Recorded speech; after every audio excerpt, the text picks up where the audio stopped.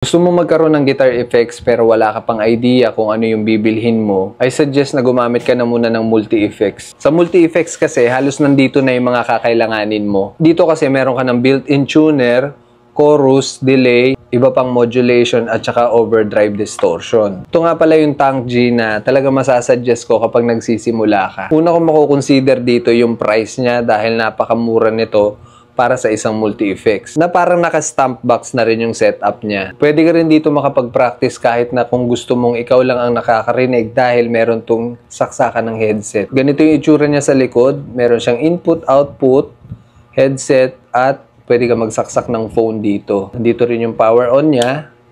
Ayan, makikita niyo umiilaw siya.